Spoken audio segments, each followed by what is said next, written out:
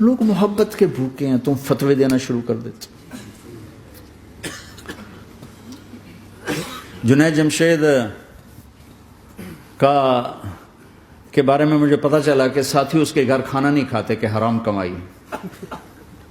وہ بہت ڈس ہارٹڈ ہے. نیا نیا تبلیغ میں آ رہا تھا. میرا آگے کہیں سفر تھا، جماعت میں جا رہے تھے، کراچی سے آگے جانا تھا. تو میں نے اسے فون کیا کہ میں آ رہا ہوں، میں کھانا تیرے گھر کھاؤں گا. تو وہ کہنے لگا میرے گھر؟ میں نے کہا ہاں تمہارے گھر. پھر کہنے لگا میرے گھر؟ میں نے کہا ہاں تمہارے گھر. کہا واقعی میرے گھر؟ میں نے کہا ہاں واقعی تمہارے گھر. کہا یہ تو میرا تو گھر تھا، کوئی نہیں کھانا کھاتا، کہتے حرام ہے. میں نے کہا میں اتنا بڑا مولوی نہیں ہوں، میرا گزارا ہو جائے گا.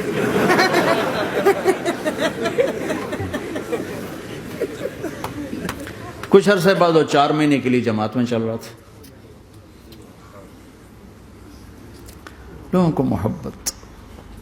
میں رائمنڈ میں بیٹھا تھا، ایک شخص آ گیا. کہا جی وہ مبارک سینما لاہور میں تھا، اس کا مالک آ رہا تھا چند دنوں سے رائمنڈ. آج وہ کچھ گھر سے لے کر آیا تو ایک دی وہاں کسی رائمنڈ میں کسی کو پیش کی تو اس نے انکار کر دیا، میں نہیں کھاتا، آپ کی کمائی حرام ہے. تو بہت زیادہ شرمندہ ہو رہا. میں نے کہا اسے لے آؤ جلدی سے میرے پاس. وہ اس کو لے کر آئے تو میں نے کہا جی کیا نام ہے؟ کہا جی ہارون. کیا کرتے ہو؟ تو اس نے سر یوں کر لیا. مجھے چھوٹا سا بزنس ہے. میں نے کہا کیا بزنس ہے؟ بہت چھوٹا موٹا بزنس ہے. میں نے کہا بھائی بتاؤ تو صحیح. کہ سینما ہے. سینما ہے. میں نے کہا کون سا سینما؟ مبارک سینما. مبارک. میں نے کہا مبارک؟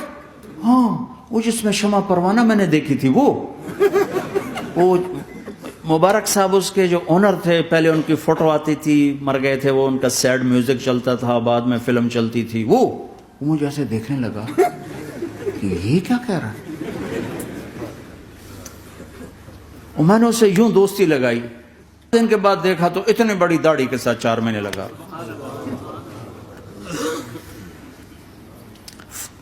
لوگ فتوے دینے میں بڑی جلدی کرتے، بدگمان بڑی جلدی ہوتی. کسی میں 100 خوبیاں ہوں، ایک کمی ہو، ساری پہ کانٹا پھیر دیتے.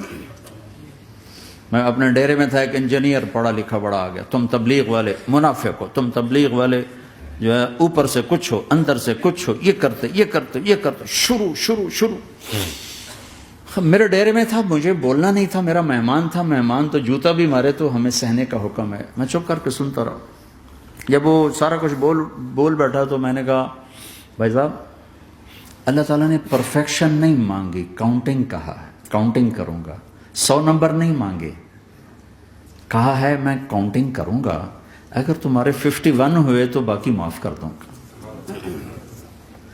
تو جو گناہ عیب ثواب آپ بتا رہے ہیں، ممکن ہے اللہ معاف کر دے ان نیکیوں کی وجہ سے جو تبلیغ والے کر رہے ہیں. اور کسی کو برا کہنا یہ اپنے برا ہونے کی پہلی نشانی ہے. میرے نبی نے فرمایا کسی کے برا ہونے کے لیے یہی کافی ہے کہ دوسرے کو برا کہے. یہ میں اسے نہیں کہا، یہ ویسے آپ کو بتا رہا ہوں، اس کو یہ میں نے نہیں کہا، آپ سے عرض کر رہا ہوں کہ میرے نبی نے فرمایا کہ کسی کے برا ہونے کے لیے اتنا ہی کافی ہے کہ دوسروں کو برا سمجھو. میں نے کہا اللہ نے کاؤنٹنگ رکھی ہے، کاؤنٹنگ. اور میں نے کہا یہ جو حکومت پاکستان ہے یہ کوئی اتنی اچھی حکومت نہیں ہے، لیکن یہ بھی اپنے رعایا کے لیے اتنی رحم دل ہے کہ جو لڑکا 33 نمبر لے اس کو پاس کر دیتے ہیں.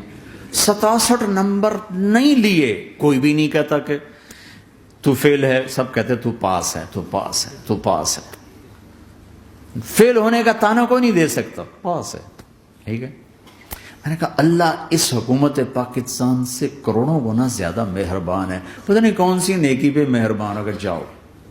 لیکن جو کہ مزاج بن گیا ہے تنقید یہاں تک ایک کہنے اللہ جی دیکھو جی نور جہاں 27 رمضان مر گئی، شب قدر مر گئی. میں کہا اللہ تے کیس کرو ہن جا، اللہ تے مقدمہ کرو. بھائی نور جہاں 27 رمضان کو کیوں مر گئی؟ 27 رمضان کو کوئی آدمی اپنی مرضی سے مر سکتا؟ اتنی مقدس رات، اتنا مقدس دن، تو کوئی بات تو اللہ کو پسند آئی جو اس کی موت دی. لیکن ہماری عادت بن گئی ہے کمیاں پکڑنا، ٹانٹنگ کرنا، چھلنی کر دینا سینہ. اپنے اب دھن دھنیے اپنی دھن، تجھے کیوں فکر ہے اے گل دلے صد چاک بلبل کی، تو اپنے پیرہن کے چاک تو پہلے رفو کر لے۔ کیوں اوروں کے عیب دیکھ دیکھ خود بھی اپنے غیظ و غضب میں اور اپنے حسد کا شکار اور کبھی بغض کا شکار؟ ارے اندھے بن جاؤ گا، مجھے کچھ نہیں نظر آتا، میں صرف میں صرف خوبیاں دیکھوں گا، عیب نہیں دیکھوں گا۔ لوگوں کو قریب کرو، پیار کرو، محبت دو۔